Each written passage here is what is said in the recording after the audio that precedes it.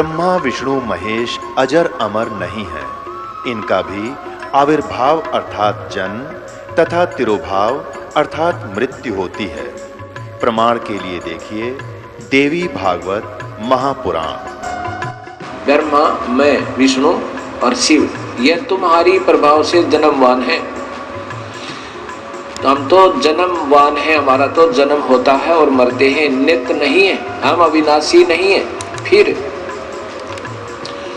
इंद्रादि दूसरे देवता नित्य किस प्रकार हो सकते हैं? कृपया अवश्य सुनिए जगत गुरु तत्वदर्शी संत रामपाल जी महाराज के अमृत वचन। परम पिता परमात्मा पूर्ण ब्रह्म, सारी सृष्टि के रचनहार, कुल के मालिक, बंदी छोड़ काल के लोक से कर्म बंधन से छुड़वाने वाले बंदी छोड़ कबीर परमेश्वर, ये हमारे जनक हैं, हम सब आत्माओं के पिता हैं। और आप जी हम सभी यहाँ पर इस काल के लोक में कर्मों के बंधन से बंध गए।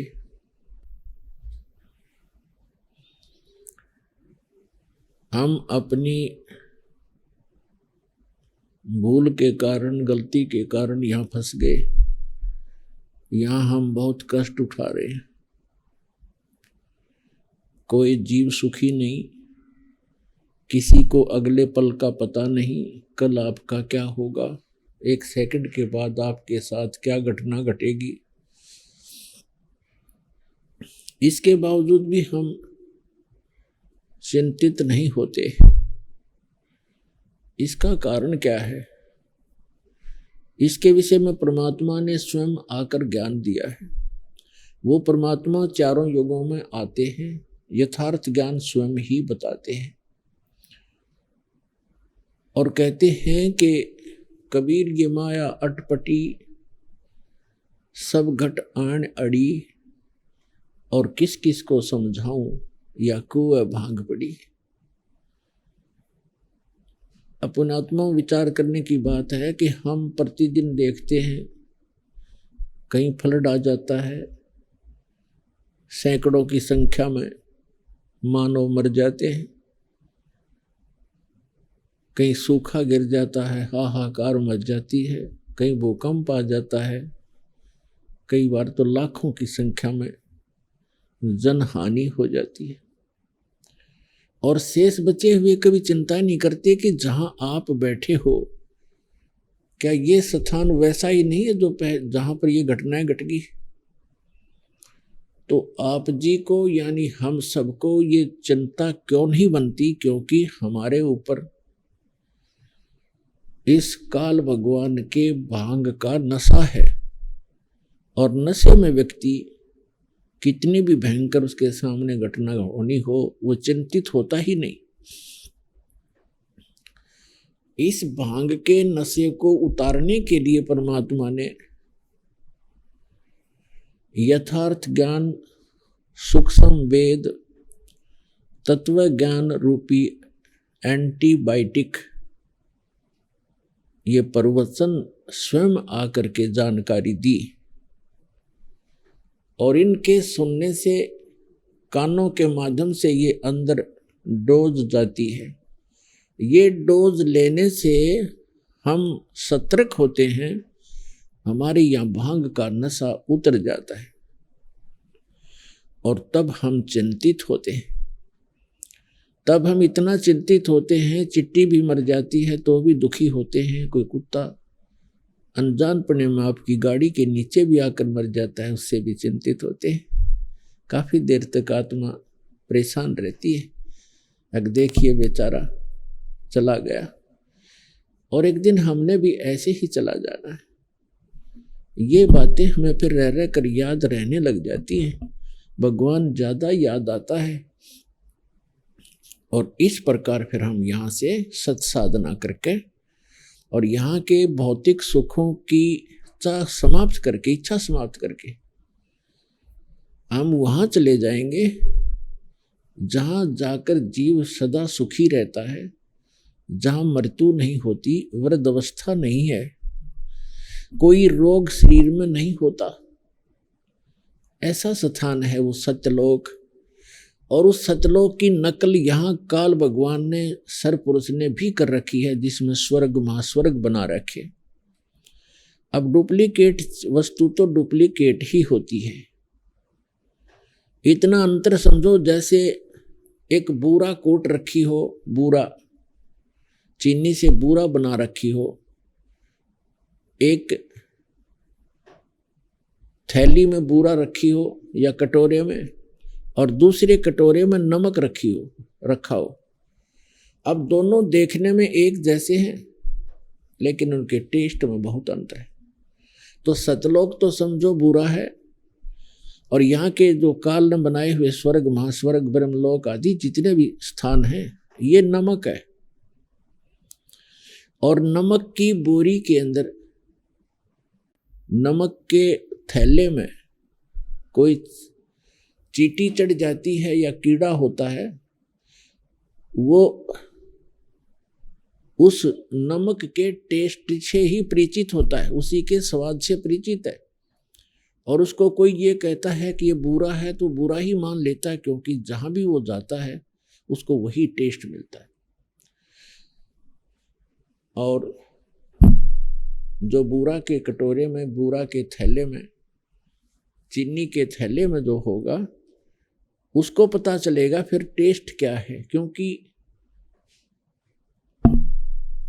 डुप्लीकेट और ओरिजिनल जो लोक, सतलोक और ये स्वर्ग लोक हैं, ये मिलते जुलते हैं। यहां भी चार मुक्तियां हैं, ये नासवान है। सतलोक की जो चारों मुक्ति वो सदा रहने वाली है, इनसे अधिक सुख है। तो इस प्रकार हमने अभी तक ज्ञान था नहीं, और उस यथार्थ ज्ञान को बताने के लिए स्वयं परमेश्वर आते हैं, क्योंकि परमात्मा ही सर्व है, सर्वम है। वही यथार्थ ज्ञान दाता है, वही जगत गुरु है, और वही सच्चा भगवान है, अविनाशी परमात्मा है। वही हमारा सच्चा साथी है, वही हमारा पिता है, वही हमारा बंधु है, और वही हमारा माता और पिता है। इसलिए परमात्मा को कहा जाता है, तुमेव माता च पिता तुमेव बंधु च सखा तुमेव विद्या च द्रविणम तुमेव सर्व मम देव देव। परमात्मा ही अपना सर्व साथी है, अपना सच्चा मित्र है, हमारा सच्चा माँ और बाप का रोल भी वही करता है। ठीक है, हमारे माता पिता भी हमारी बहुत ध्यान रखते हैं, विशेष ममता भी होती है, लेकिन वो स्थायी नहीं है। छोटे से बच्चे होते हैं, माता मर जाती है, किसी का पिता मर जाता है, वो चाहकर भी हमें साथ नहीं दे पा सकते। इसलिए वो सच्चा साथी हमारा परमात्मा है, और वही हमें यहाँ यथार्थ ज्ञान देने के लिए स्वयं ही आते हैं। आज का जो सत्संग, ये जो सत्संग चल रहा है, ये किस उपलक्ष्य में है? परमात्मा स्वयं आते हैं प्रत्येक युग में। परमात्मा चारों युगों में आते हैं। प्रत्येक युग में वो यथार्थ ज्ञान अपने द्वारा रची हुई सृष्टि का स्वयं ही बताते हैं, और हमें जानकारी देते हैं कि आप यहाँ के वासी नहीं हो, आप इस लोक के रहने वाले नहीं हो, ये स्थायी स्थान नहीं है आपका। जिन कोठी और बंगलों को, जिस देश या मोहल्ले को, गांव को आप अपना मानते हो, ये आपका नहीं है। मृत्यु के उपरांत ना जाने कहाँ आपका पुनर्जन्म होगा, किसी पशु रूप में या पक्षी रूप में, मानव रूप में हो गए तो हो सकता है आपका दूसरे देशों में जन्म हो जाए, क्योंकि आपके पूर्व के संस्कार एक दूसरे से मिलते जुलते हैं, रले मिले हैं, जिस कारण से आपका ये स्थायी स्थान नहीं है। इसके विषय में परमात्मा से परिचित महापुरुषों ने कहा है। आदरणीय गरीबदास साहिब जी कहते हैं,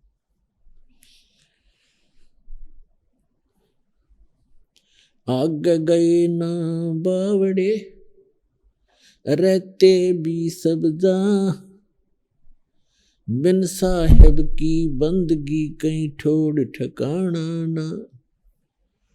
जो पहले चले गए उन्होंने तो अपनी स्थिति बताई नहीं, उनके साथ क्या बना, आगे जाके उनके साथ क्या बीती। और जो शेष बचे हैं वो भी चले जाएंगे ऐसे ही बारी बारी।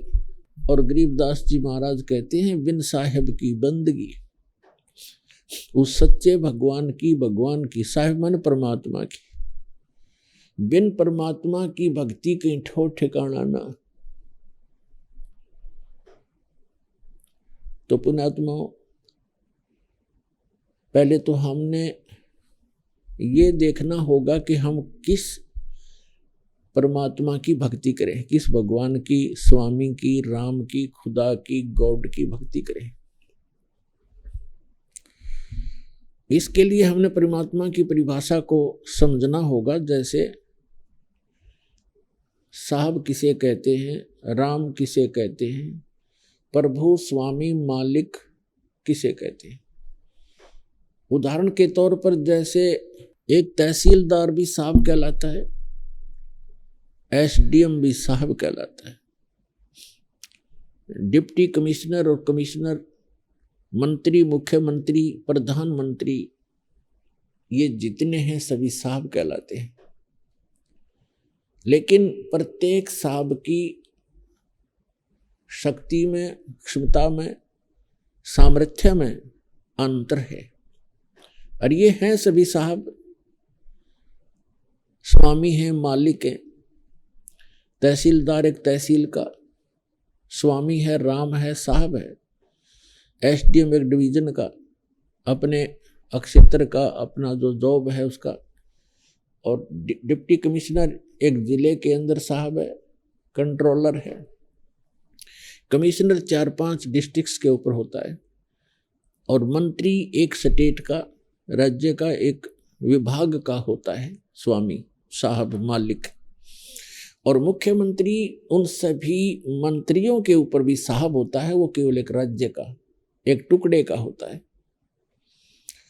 और प्रधानमंत्री बहुत से मुख्यमंत्रियों के ऊपर साहब होते हैं। इसी प्रकार पूरी व्यवस्था भगवान की भी आपने समझनी चाहिए, ऐसे समझनी होगी। जैसे अन्य भी देव हैं, जैसे वरुण देव है, जल का देवता। जैसे कोई सिंचाई मिनिस्टर है, सिंचाई मंत्री, इरिगेशन मिनिस्टर, तो वो सिंचाई मंत्री एक मनुष्य होता है। उसको नहर महकमे का मंत्री भी कहते हैं, नहर मंत्री।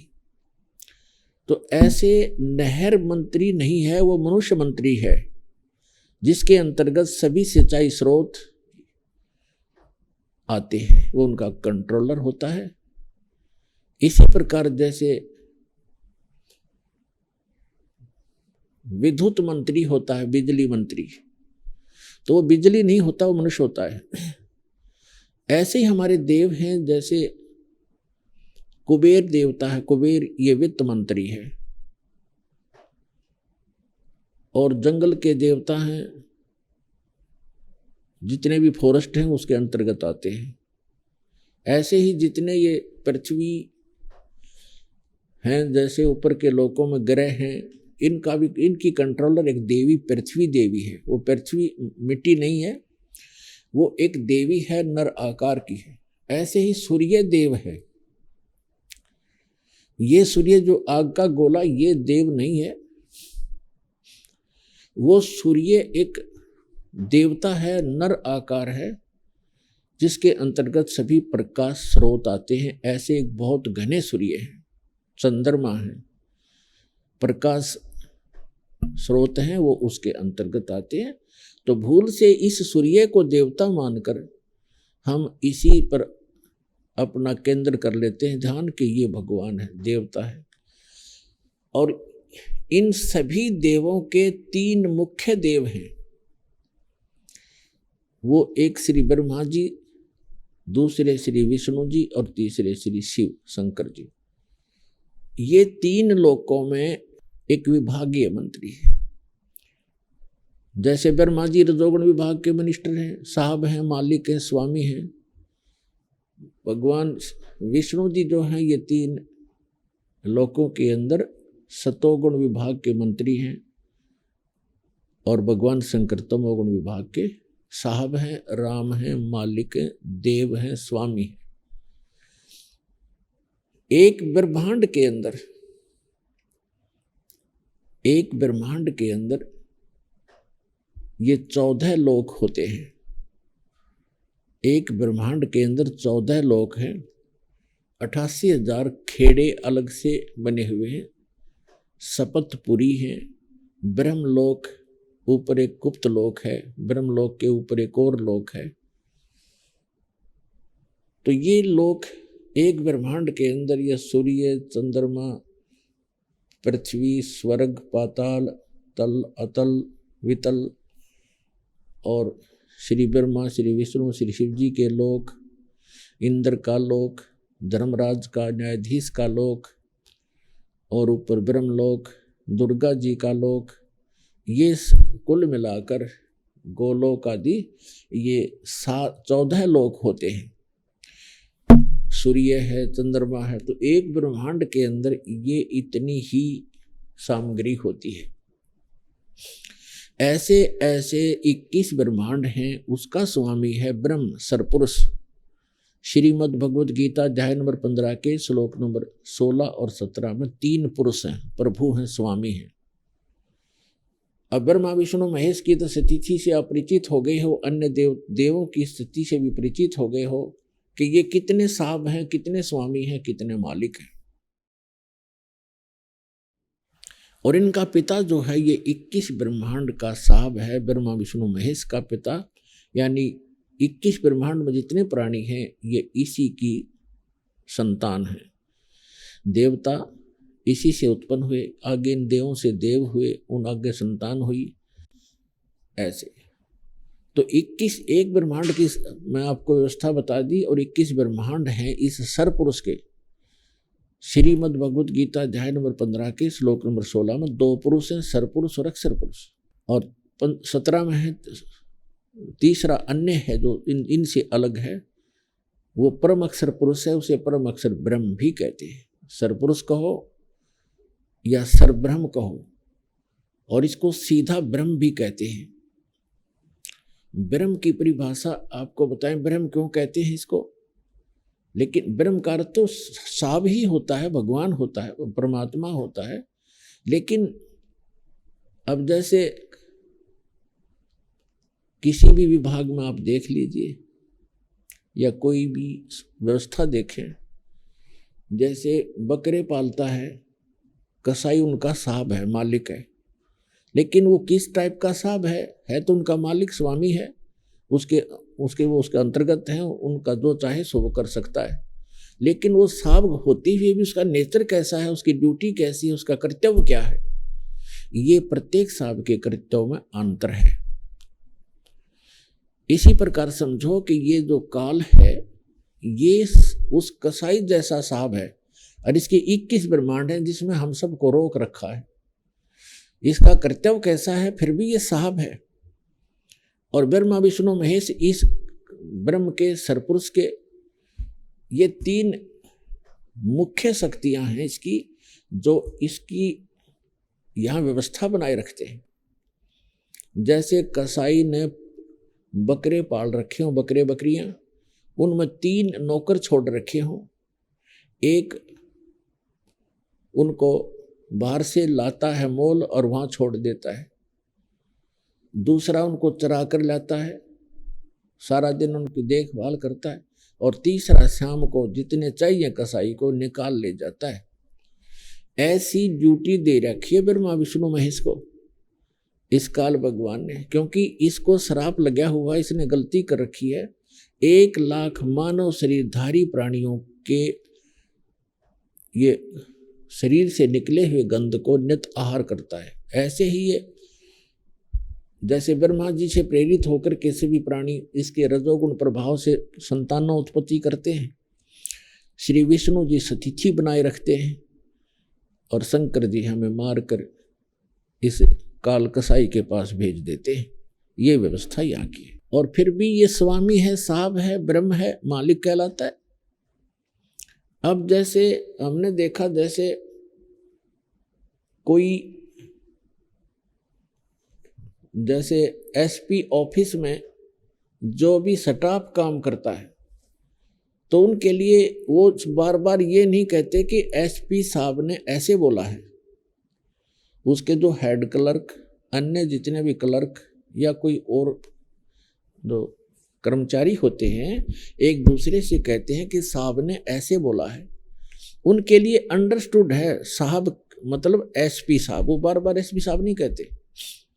इसी प्रकार ये ब्रह्म जो है 21 ब्रह्मांड का मालिक है। और ये कैसा मालिक है, इसकी ड्यूटी कर्तव्य क्या है, नेचर क्या, स्वभाव कैसा है, इसके कर्म कैसे हैं, ये आपको बता दी। ये फिर भी साहब है।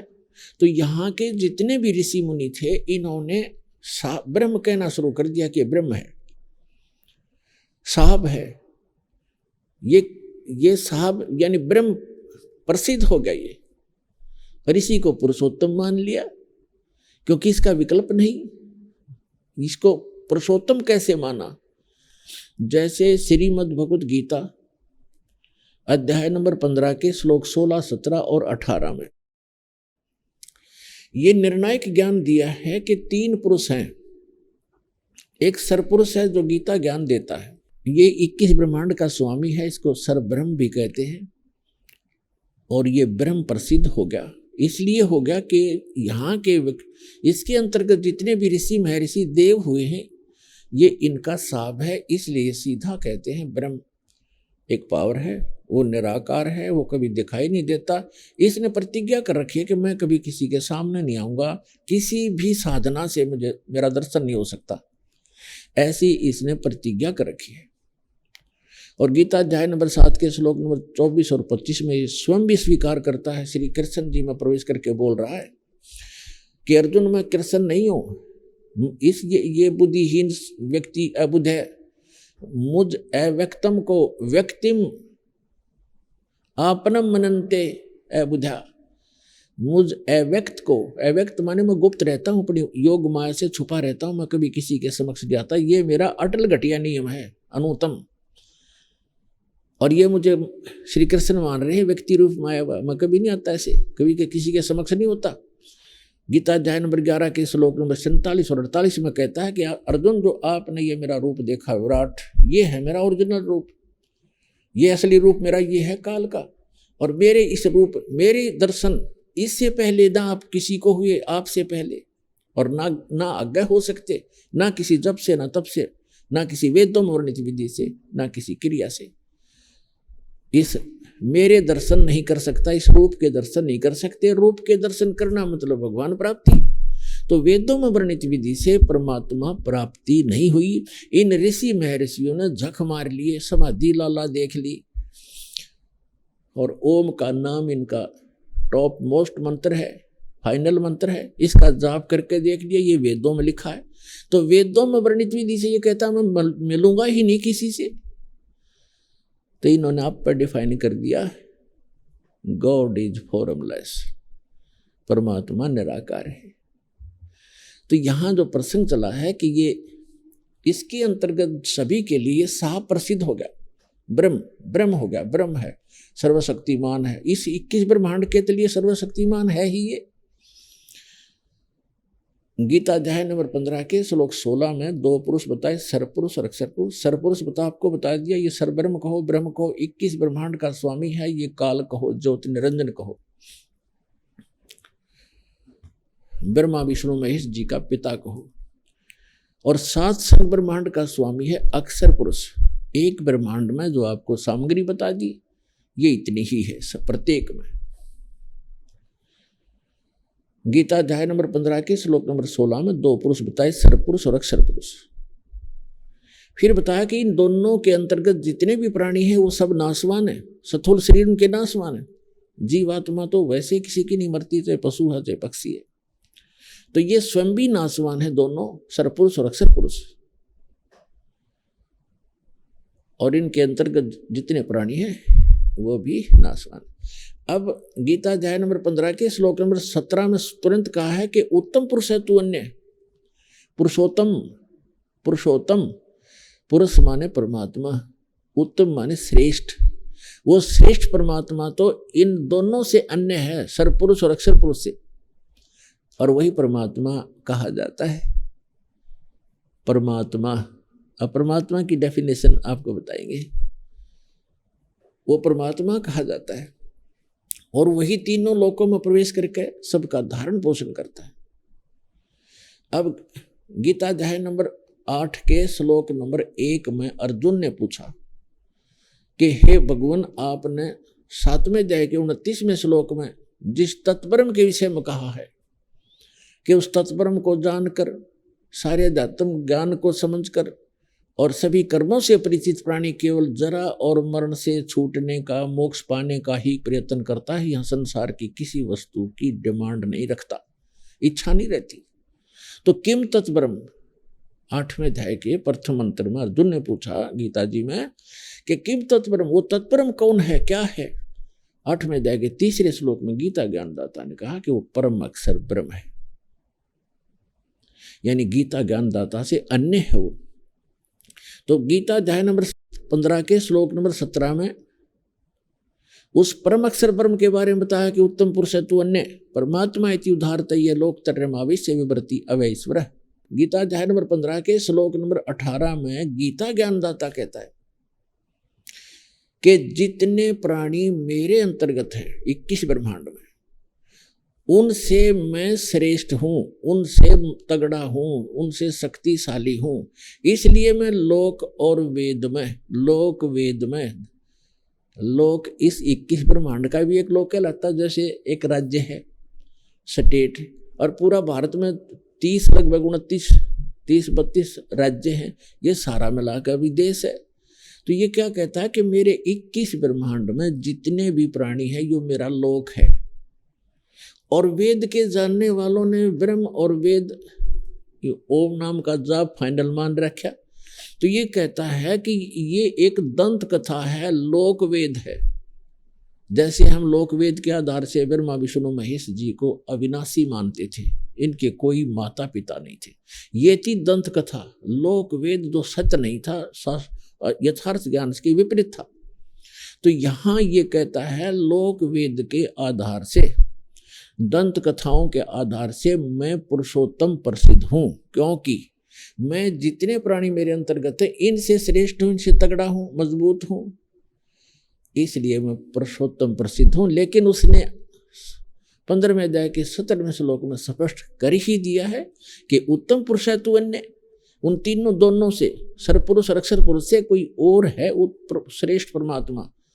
8वें अध्याय के 3रे श्लोक में भी स्पष्ट कर दिया कि वो परम अक्षर ब्रह्म है।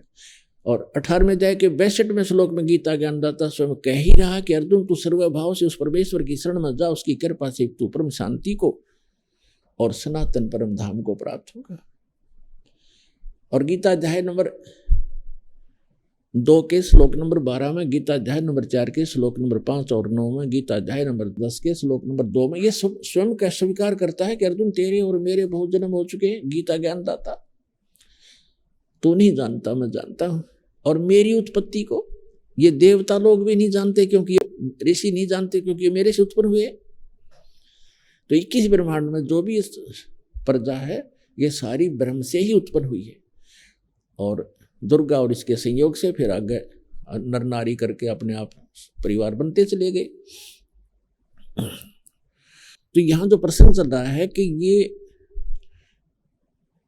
कितना प्रभु है, कितना स्वामी है, ये परिभाषा बता रहे हैं आपको प्रभु की, स्वामी की। तो 21 ब्रह्मांड का स्वामी ये ब्रह्म है। यहाँ जन्म और मृत्यु सदा बनी रहेगी।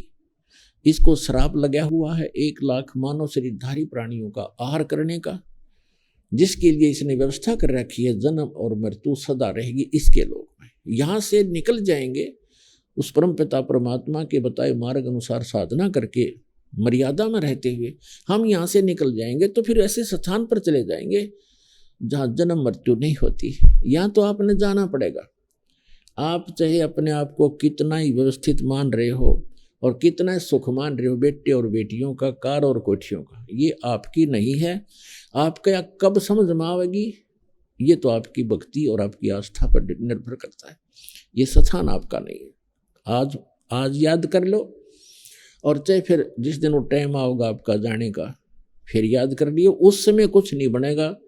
जिस समय आप जाने के समय याद करोगे, सचमुच ठीक कहा करते, आज तो कुछ भी नहीं अपना, लेकिन उस समय कुछ नहीं बन पाएगा। इसको पहले याद रखना पड़ेगा। और ये सच्चाई है। सत्य को स्वीकार करने में हानि नहीं होती, लाभ ही होता है। तो हमको फिर अब ये और विकल्प पता लग गया कि पहले तो पता नहीं था, हम फिर मरे, सभी मर रहे हैं, मर गए भाई, ठीक है, जो होगा देखी जाएगी। कोई विकल्प नहीं था। अब विकल्प है कि यहां से जाने के बाद इस साधना को करके आप कभी भी प्राण त्याग दो, सीधे वहां जाओगे अपने मालिक के पास। और वहां जाने के बाद सुख है। यहां तो चाहे 100 वर्ष जी लो फिर भी सुख नहीं। लाख लाख वर्ष की आयु आपने प्राप्त कर ली और जीवन की इच्छा फिर भी समाप्त नहीं हुई। आज चाहे किसी के दोनों पैर कटे हैं, आंख भी नहीं है, किसी का हाथ कटा है, कितना ही पीड़ित किसी रोग से है, कोई मृत्यु नहीं चाहता, कोई वृद्धावस्था नहीं चाहता। और ये दोनों कंपलसरी, कुछ भी हो सकता है यहाँ पर। ना कोई मृत्यु चाहता, ना वृद्धावस्था चाहता, और ये सारे के सारे कभी भी किसी को हो सकते। तो ऐसे लोक में और आप जी कितने निश्चिंत हुए बैठे हो। तो 2 प्रकार के सतिथि होती है। एक तो जिसने नशा कर रखा हो, या दूसरा कति बालक हो जिसको पता ही नहीं, तो जो क्रियाएं कर रहा है इसकी हानि कितनी होगी, लाभ कितना होगा। तो आप जिसने नशा कर रखा है वो भी ज्ञान से उतर जाएगा, और ज्ञान से ही वो बालक बुद्धि समाप्त होगी। हम किस आस्था पर जी रहे हैं, किस उद्देश्य को लेकर जी रहे हैं। कोठी बना लूं, कार बना लूं, बैंक बैलेंस बना दूं, 4 प्लाट खरीद लूं, कल मृत्यु हो जाए, प्लाट ने सिर में मार लेना, परसों कुत्ता बना फिरेगा वहीं धूम लगवा के। तो ये बातें परमात्मा कहते हैं याद रखने की है। ये बातें कहन सुन की नहीं, ये कर पाड़न की है। अब जो प्रसंग चल रहा है कि हम फिर क्यों ना उस लोक का पता लग गया, वहां जाने की विधि का पता लग गया, और यहां रहेंगे तब तक भी हम सुखी रहेंगे। और जब यहां से जाएंगे 1 सेकंड में निकल जाएंगे यहाँ से, कोई सोच भी नहीं सकेगा कहाँ गए। अन्यथा सत भक्ति नहीं करते, उनको यम के दूत पकड़ कर ले जाते हैं, और कर्मानुसार फिर वो यही भटकता रहता है, कभी स्वर्ग, कभी नरक, कभी 84 लाख योनियों में। शुभ कर लिए, अच्छे कर्म कर गया, कोई तपस्याएं कर ली तो राजा बन गया, राजा बनकर सारे कर्म फोड़े, शिकार खेले, बुरे करे, सारी शराब स्वरूप पीवे, प्रजा को दुखी करे अपने स्वार्थवश, पता नहीं कितने नाश सेनाएं मरवा देता है, फिर वो गधा बनता है, धक्के खाता फिरता है। तो इस लोक के कोई भी सुख की आप इच्छा मत रखना, क्योंकि ये सुख नहीं है, झूठा सुख है। तो जो प्रसंग चल रहा है उसी पर आते हैं। अब 21 ब्रह्मांड का स्वामी है ये ब्रह्म। और गीता अध्याय नंबर 15 के श्लोक नंबर 18 में कई भक्त कहते हैं, हमारे भक्तों को कुछ कहते हैं दोबार के व्यक्ति के, तुम्हारे गुरुजी 15वें अध्याय के 18वें श्लोक के बारे में क्यों ना बोलते। उसमें खुद कहता है ये कि मैं पुरुषोत्तम हूँ, लोक और वेद में मैं पुरुषोत्तम हूँ, सबसे उत्तम श्रेष्ठ हूँ। अब ये उसका डिफाइन आपको कर दिया, ये कैसे पुरुषोत्तम कहता अपने आप को। अब जो अक्षर पुरुष है ये 7 शंख ब्रह्मांड का स्वामी है। 7 शंख माने नील, पद्म, शंख, जैसे गणित की ये गिनती है, लाख, 10 लाख, करोड़, 10 करोड़, अरब, खरब, ऐसे। फिर नील, पद्म, तो शंख, ये लास्ट अंतिम गिनती है अपने भारतवर्ष की जो देवनागरी के अंदर। तो उसके 7 शंख ब्रह्मांड का वो स्वामी है, 7 शंख। और कितने ब्रह्मांड हैं? असंख्य। हमारे लिए अनगिन, लेकिन परमात्मा के लिए तो वो काउंटेबल है ही है, उसको तो सब पता है। तो ऐसे ऐसे ना जाने कितने ब्रह्मांड हैं, उन सब का मालिक है वो परम अक्षर ब्रह्म। और वो रहता है ऊपर सतलोक के अंदर शाश्वत स्थान में, और हम सभी और आप भी वहीं रहा करते थे। आप जी यहाँ आ गए अपने बालक बुद्धि से गलती करके। जितने भी चींटी से लेकर हाथी तक, रंग से लेकर राजा तक, देवता ब्रह्मा विष्णु महेश तक, दुर्गा और इस ज्योत निरंजन तक, हम सभी वहां रहा करते थे, सतलोक में रहा करते थे। आपके सभी मकान वहां खाली पड़े, महल।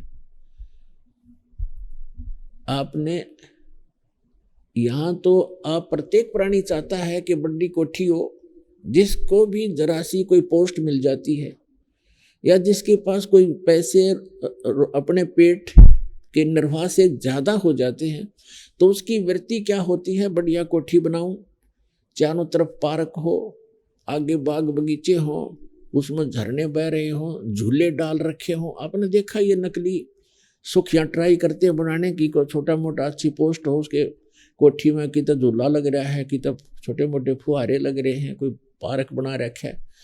तो ये तो है नकली अस्थाई, कल मृत्यु हो जाए ये साथ नहीं चलेंगे। और सतलोक के अंदर बहुत लंबे चौड़े आपके प्रत्येक का अलग अलग दूर दूर स्थान है, अलग अलग बाग बगीचे हैं, हर तरफ सदा बाहर उसमें फल लगे रहते हैं, फुहारे छूट रहे होते हैं, हीरे पन्ने लालों के तो वहां पर पहाड़ हैं, जैसे यहाँ पत्थर के पहाड़ हैं। तो ऐसे लोग को छोड़कर हम यहाँ आगे, एक हीरा मिल जाए किसी ने, ओहो छुपाए फिरे, का बहुत बड़ी चीज मिल गई, और वहां ठोकरों में पड़े हैं ये हीरे आपके। तो कहने का भाव ये है कि हम उस सुख में सथल को छोड़कर अपनी बालक बुद्धि से गलती से यहाँ फंस गए, और यहाँ से निकालने का तरीका केवल वो समर्थ ही बताता है। ये काल भगवान हमें इस ज्ञान का पता नहीं लगने देता। परमेश्वर ने जब हम गलती करके आए थे, उसी समय कुछ समय के उपरांत ये पूरा ज्ञान, सूक्ष्म वेद इंक्लूडिंग चारों वेद, ये सारा ज्ञान भेज दिया था, फैक्स कर दिया था इस काल यानी सर्वपुरुष ज्योत स्वरूपी निरंजन के अंतःकरण में।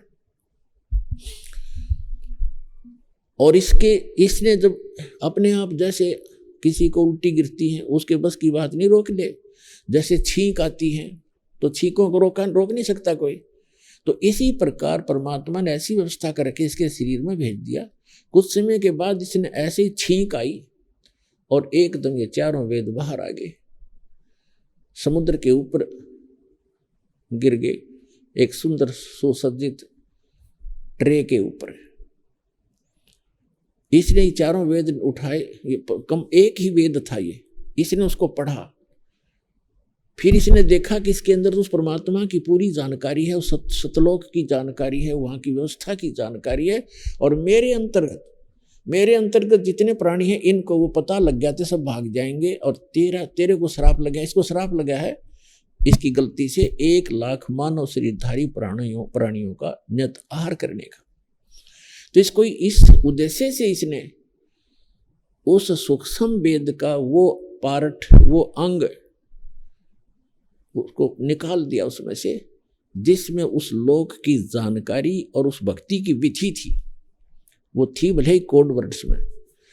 तो इसने वो बिल्कुल जानकारी समाप्त कर दी, और वो वेद रख जरूर दिए, क्योंकि यहाँ के इसको भी चाहिए थे, इसके ऋषि मुनियों को इसमें जख मारने के लिए वो रख दिए, जिसमें कोई मोक्ष मार्ग नहीं है, ज्ञान अवश्य है इन चारों वेदों में।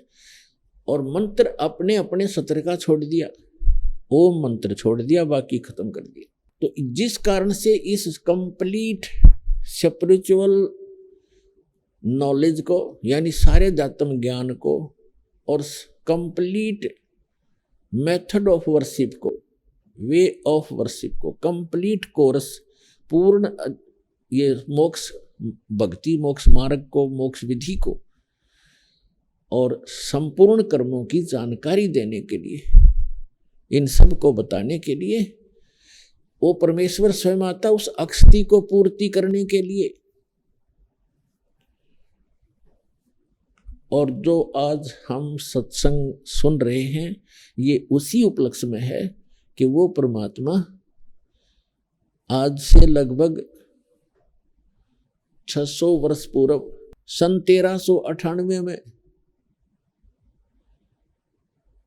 वो परमात्मा सतलोक से अपने निध स्थान से सुखमय स्थान को छोड़कर अपनी आत्माओं के लिए, आपके लिए भटक रहे हैं भगवान।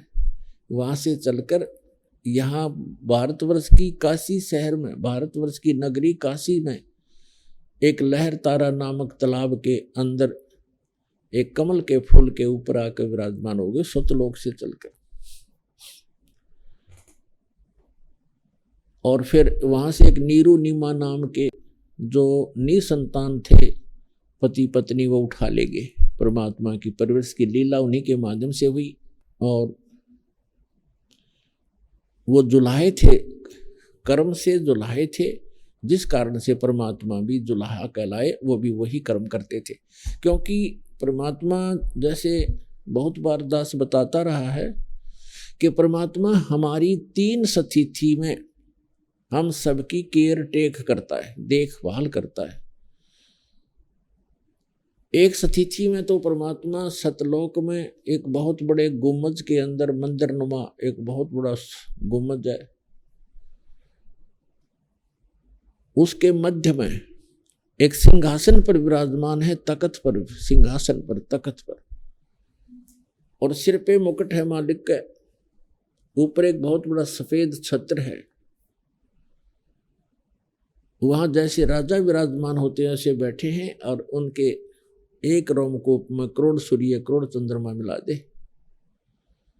इतनी रोशनी उनके एक रोमकूप की समझो, और पूरी बॉडी की कितनी होगी अंडरस्टूड है। एक स्थिति तो वो है, और इसका प्रमाण वेदों में भी है। ऋग्वेद मंडल नंबर 9 सूक्त 1 मंत्र 8 और 9 में, 8 में कहा है कि वो 3 स्थिति के शरीर के माध्यम से परमात्मा आपको संभालता है, धारण पोषण करता है। और दूसरी स्थिति उसकी है कि वहां से चलकर आता है, एक शिशु रूप धारण कर लेता है, अपने रूप को हल्का कर लेता है, शरीर अपने स्वरूप को हल्का करके हल्के तेज पुंज का बना के एक शिशु रूप धारण करके कमल के फूल पर विराजमान होते हैं। प्रत्येक युग में ये लीला करते हैं। वहां से उनको निसंतान दंपति उठा ले जाते हैं। धीरे धीरे उसी व्यवसाय में जिस कर्म को वो करते थे, उसी कर्म को करते हुए परमात्मा हमें ये दिखाते हैं कि परमात्मा पाने के लिए, सतलोक जाने के लिए हमने गहने धन की आवश्यकता नहीं है।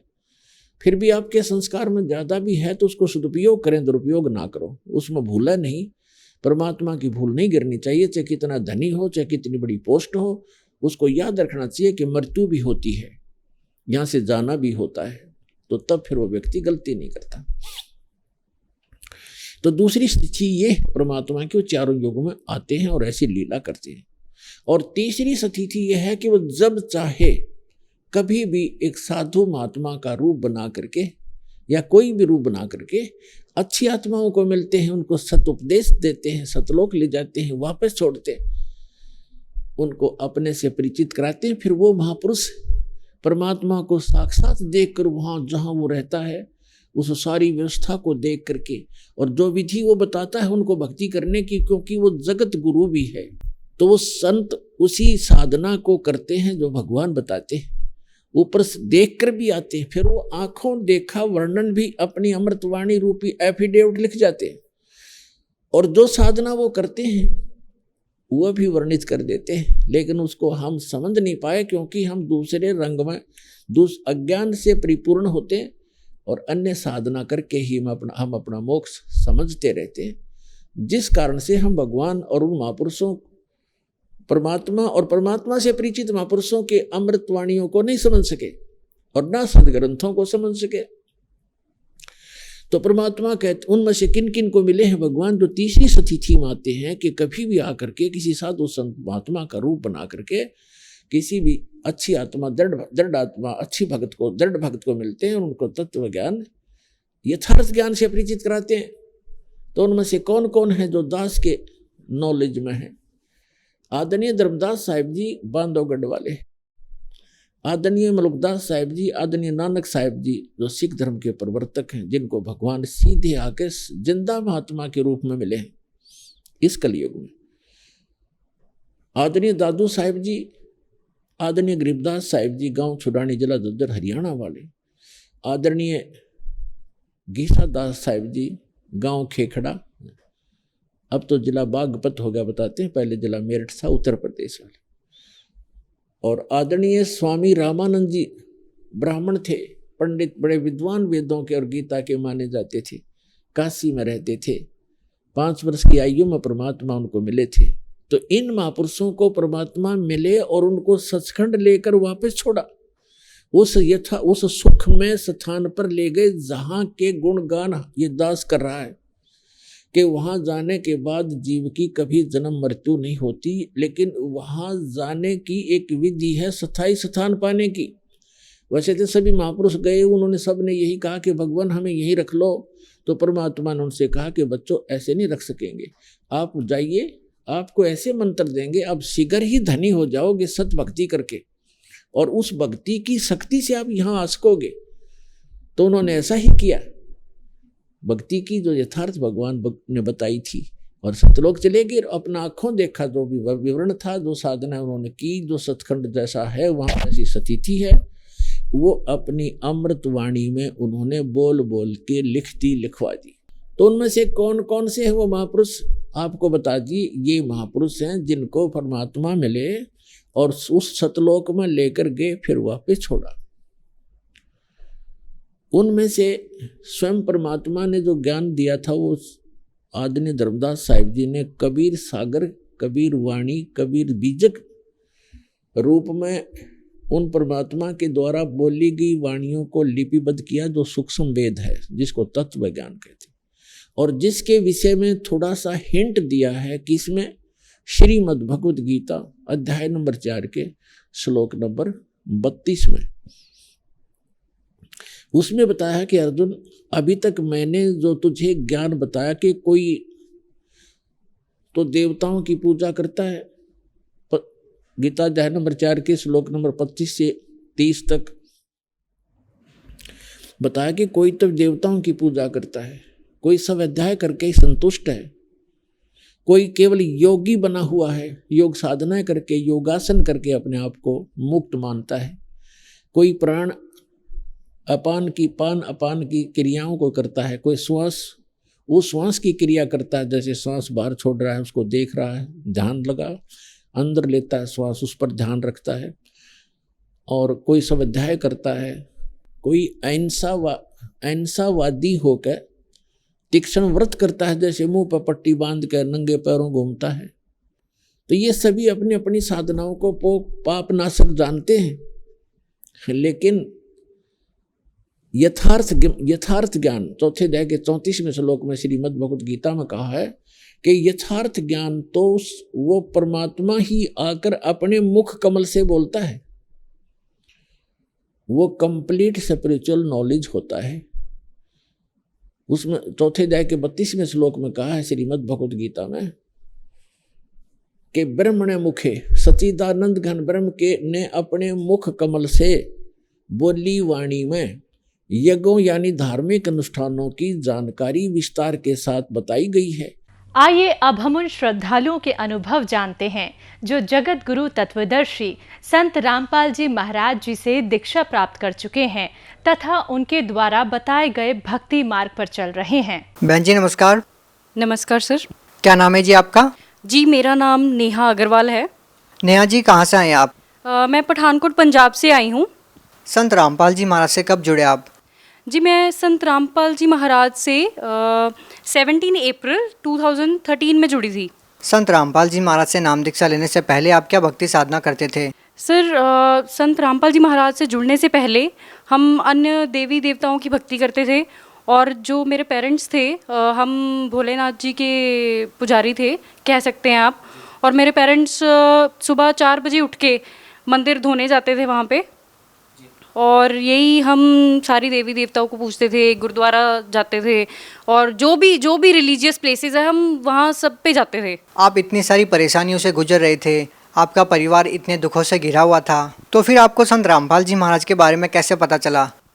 जी संत रामपाल जी महाराज के बारे में मेरे फादर गए थे, कुरुक्षेत्र मेला था वहाँ पे, तो वहाँ पे उनको कुछ बच्चे सेवा कर रहे थे ज्ञान गंगा पुस्तक की, तो वहाँ से उनको ज्ञान गंगा पुस्तक मिली थी और घर ले जाके मेरे फादर ने ज्ञान गंगा पुस्तक पढ़ी और उसमें जो जो लिखा था उन्होंने ग्रंथों से मैच किया कि ये कैसे, मतलब जो भी लिखा है, पहले तो वो बड़े अमेज्ड हुए बातें पढ़ के कि लिखा क्या क्या हुआ है, जो कि हमारे ग्रंथों में लिखा है। गुरु नानक देव जी ने रहस्य बताया है कि वो परमात्मा कौन है जो उनको मिले थे, जो उनको बेई नदी पे मिले थे, और जो भी परमात्मा के बारे में ग्रंथों में वर्णन किया हुआ है वो सारा, तो मेरे फादर ने सारा कुछ मैच किया और उन्होंने नामदान ले लिया।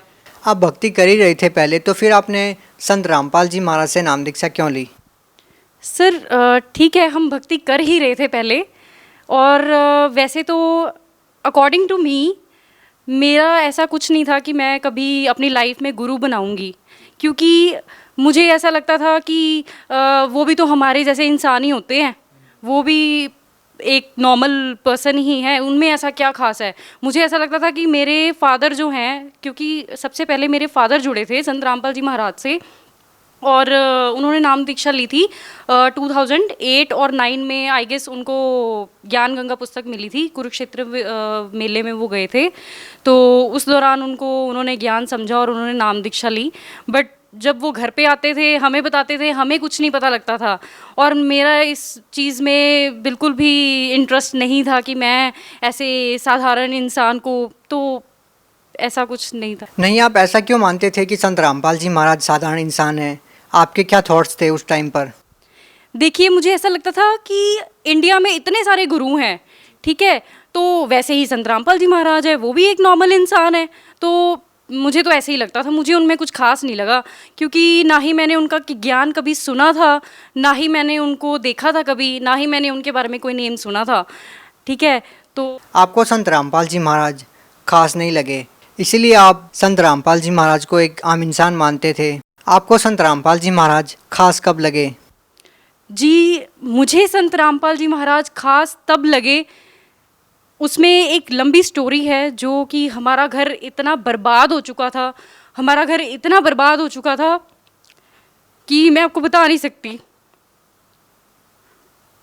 हाँ, इट वाज 2008 कि मेरे फादर जो थे, उनके कोई फ्रेंड थे, ठीक है, वो आपस में बिजनेस डीलिंग करते थे, तो जिस दौरान क्या होता था कि हमने उनको सैलरी पे रखा हुआ था, मेरे फादर ने उनको सैलरी पे रखा हुआ था कि आप सारा हमारे ऑफिस का देखेंगे, तो ठीक है, वो काफ़ी अच्छा चलता रहा। बट एक मोमेंट ऐसा आया कि उन्होंने मेरे फादर को चीट किया, एंड उसी दौरान उन्होंने उन पे ब्लैक मैजिक किया, और उस दौरान क्या हुआ, मेरे फादर थोड़े अंडर डिप्रेशन आ गए और वो घर से चले गए, और ये सिलसिला 6 साल तक चला। ये मतलब हमने इतने दुख देखे इन 6 सालों में, इतने फाइनेंशियल क्राइसिस हमारे ऊपर आए हैं, और जो भी हमारी इन्वेस्टमेंट थी, हमारा टोटल बिजनेस लॉस हो चुका था, और इस दौरान मेरे फादर बहुत ही अंडर डिप्रेशन हो गए थे, और जो भी हमारी इन्वेस्टमेंट्स थी, हमारे पास गोल्ड था, वो भी हमने सेल आउट कर दिया, हमारे पास जो भी गाड़ियाँ वगैरह जो भी था हमारा, हम सब ग्राउंड लेवल पे आ गए थे, हम पूरी तरह से बर्बाद हो गए थे। तो जब संत रामपाल जी महाराज का मैंने नामदान लिया था, तो मैंने नामदान लिया, मेरे फादर ने ही हमें घर पे आके बताया था, पहले तो हम मानते नहीं थे। आप ये बताइए, संत रामपाल जी महाराज से नाम दीक्षा लेने वाले हर श्रद्धालु को कुछ ना कुछ लाभ जरूर होते हैं। आपका परिवार जब इतनी सारी परेशानियों से गुजर रहा था, इतनी सारी फाइनेंशियल प्रॉब्लम आपको थी, तो उन परेशानियों से आपको कैसे छुटकारा मिला? सर, जब हमने नामदान लिया और हमें नहीं पता क्या हुआ, क्या था, बस हमने सिर्फ भक्ति की, जो संत रामपाल जी महाराज ने हमें मंत्र दिए, हमने सिर्फ वो सच्चे दिल से वो मंत्र जाप किए, और हमारी मुसीबतें डे बाय डे कम होती गई। नेहा जी, क्या करते हैं आप?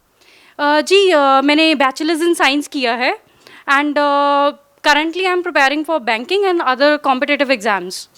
देखिए, आप एजुकेटेड हैं, क्या आप मानते हैं कि आज के इस आधुनिक युग में, कंप्यूटर के युग में, क्या इस ज़माने में आप विश्वास करेंगे इन बातों पे कि किसी संत के आशीर्वाद देने से या किसी संत की किताब पढ़ने से कोई बीमारी दूर हो सकती है या कोई नशा छोड़ सकता है?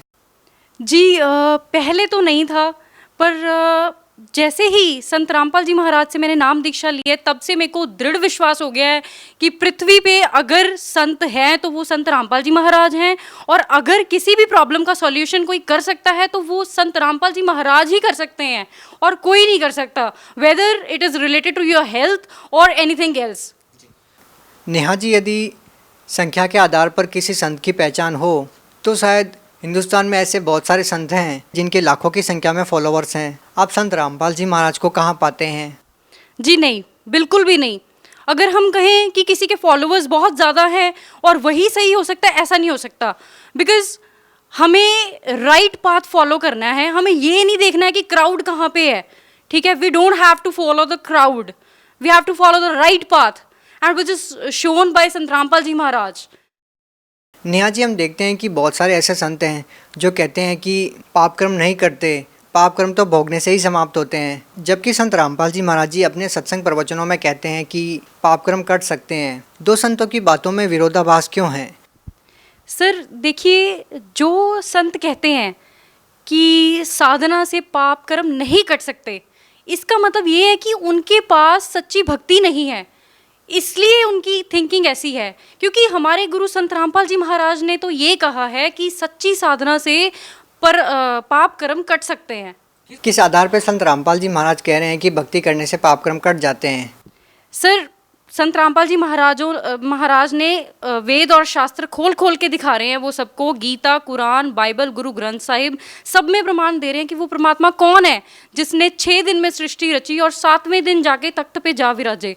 मेरा प्रश्न इन धर्मगुरुओं से ये है, नकली धर्मगुरुओं से ये है कि वो कहते थे कि आपके पाप कर्म है, ये जो आपको दुख है ये आपके पाप कर्म है जो आपने किए हैं, ये तो कभी कट ही नहीं सकते। तो अब संत रामपाल जी महाराज से जब से मैंने नाम दीक्षा ली है तब कैसे कट गए, बताइए मुझे, कैसे कट गए? मेरा मानना ये है कि अगर हम शास्त्र अनुसार भक्ति करेंगे तो हमारे सारे पाप कर्म कट सकते हैं। आप भगत समाज को क्या संदेश देना चाहते हैं? जी, मैं भगत समाज को यही संदेश देना चाहती हूँ कि आप संत रामपाल जी महाराज के ज्ञान को समझें, उनको एक बार सुनिए ज़रूर, उनका सत्संग ज़रूर सुनिए। अगर आप नेगेटिव वे से भी देखना चाहते तो देखिए ज़रूर, वेदर इट्स पॉजिटिव और नेगेटिव, वो आपका अपना डिसीजन होगा कि आपको वो सही लगते हैं, वो गलत लगते हैं। आप देखो तो सही एक बार कि वो कह क्या रहे हैं, what he is trying to convey the message. अच्छा, हम आपसे ये जानना चाहते हैं कि संत रामपाल जी महाराज से नाम दीक्षा लेने से आपको क्या क्या लाभ मिले, क्या क्या अनुभव हुए? जी, सबसे बड़ा लाभ संत रामपाल जी महाराज से नाम दीक्षा लेने के बाद तो हमारा ये था कि हमारा घर जो नरक बन गया था वो पूरी तरह से संत रामपाल जी महाराज ने स्वर्ग बना दिया है। आज की डेट में हमारे घर में पूरी शांति है, हर तरीके के लाभ परमात्मा ने हमें दिए हैं, वेदर इट इज़ इकोनॉमिकली और हेल्थ इश्यूज हो, कोई भी हो। जो मेरे ब्रदर थे वो काफ़ी ड्रिंक वगैरह करते थे और नशा भी करते थे थोड़ा बहुत, और वो भी परमात्मा की दया से उन्होंने छोड़ दिया है। जो श्रद्धालु संत रामपाल जी महाराज से नाम दीक्षा लेना चाहते हैं वो उनसे नाम दीक्षा कैसे ले सकते हैं? जी, जैसे कि चैनल पे जो सत्संग आ रहा है इसके नीचे एक पीली पट्टी आ रही है, इसके ऊपर फ़ोन नंबर्स दिए गए हैं एंड आप ज्ञान गंगा बुक ऑर्डर कर सकते हो और जीने की राह ऑर्डर कर सकते हो। आप पहले उस पुस्तक को पढ़िए, ज्ञान समझिए संत रामपाल जी महाराज कहना क्या चाह रहे हैं तो फिर आप उसके बाद सब कुछ सोच समझ के संत रामपाल जी महाराज की शरण में आइए और अपने दुखों का निवारण करिए। जी, धन्यवाद। Thank you.